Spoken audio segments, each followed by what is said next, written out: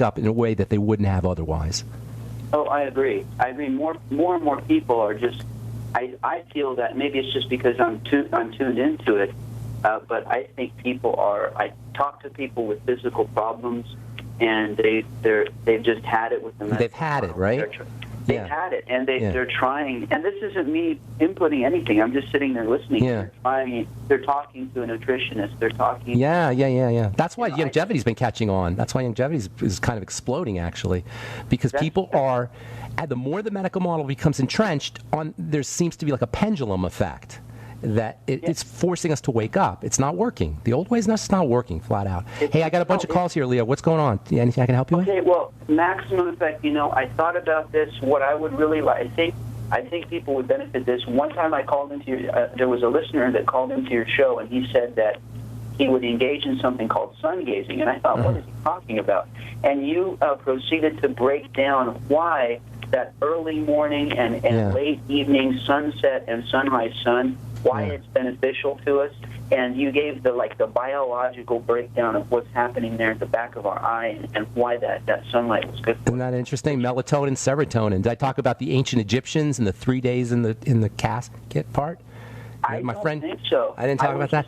The mystery schools used to take advantage of the nature of serotonin and melatonin and its relationship to light and dark by burying people, and then they keep them underground away from light, and then for 3 days, and then 3 days later they would open up the casket, if it was a casket or whatever it was, and the sun would get in to these guys' eyes, the people who've been laying there, and the melatonin that had been building up for days, melatonin being a nighttime hormone, would boom get turned into serotonin real quickly, and they'd have these incredibly spiritual experiences. Elevations in serotonin, large elevations, are associated with spirituality.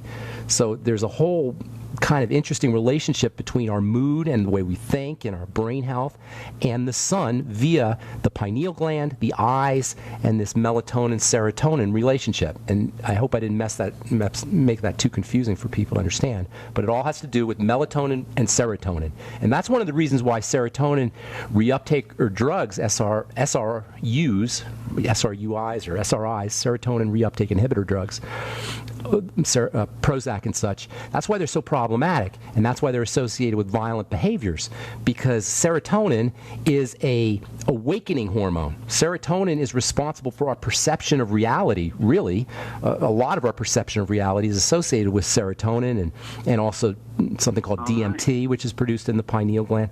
Very fascinating relationship between our consciousness and the way we think, and fear and vigilance and awareness, and serotonin, melatonin, and also tryptamines like DMT from the pineal gland.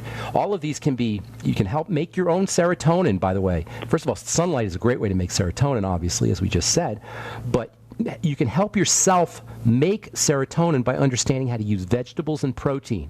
Vegetables and protein together initiate serotonin production, specifically carbohydrates and protein together. In fact, we'll talk a little bit about carbohydrates and protein tomorrow. Carbohydrates and protein together have a serotonin stimulating effect.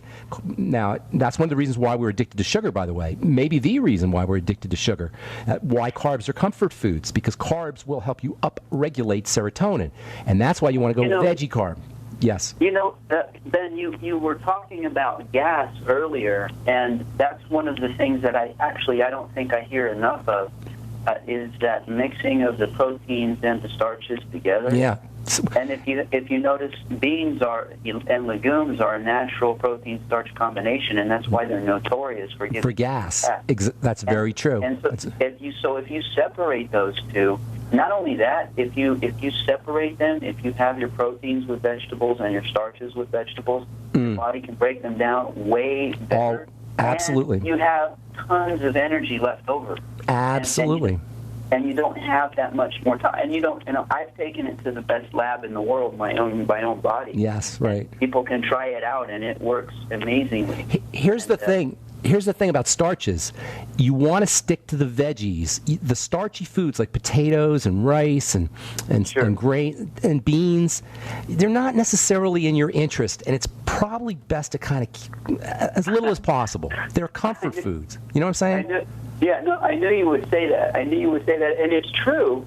But if you're going to, because people still, if you're accustomed to those things, yeah. I mean, if you want to phase them out, and it's amazing. I saw something about Arnold Schwarzenegger the other day, and the way that they were eating, and they were only eating proteins and vegetables. They weren't exactly, starches. and fats. You got to get your fats in there, though, especially and the fats. They were doing they were doing that for the milk. Yes, and salt. He just hit the major hot buttons. It's protein, it's vegetables, it's oil, fats, I should say, coconut oil, butter, nutritional oils as well. And then there's a whole controversy around oils that I don't want to get necessarily into, and salt. And all of this, that's basically it right there. Now, it's filling, it's satisfying, and you hit the nail on the head when you said something earlier. You have energy. It gives you energy, right? If you feel tired after you ate, that's an indicator. If you feel like you need a nap, and I know exactly that feeling. It happens every time I eat pasta. I feel like I need a nap, right? If you feel like you need a nap after you ate, that's the wrong food. It's the wrong food. However, if you eat a steak and potato, that stays in your stomach for approximately 8 hours, not even passing into your intestine. Right, and it stays in the intestine a while as well. If you just eat the potato with the salad, or if you just eat the steak with the salad, you cut that time in half. That's a good point. That's a good point. Now, the steak itself is going to be harder to process. And steak is really interesting food, by the way. Meat is really interesting food because there's zillions of problems associated with meat, but it's so valuable from a nutritional standpoint that it's just really tough to duplicate meat. And likewise, by the way, with dairy.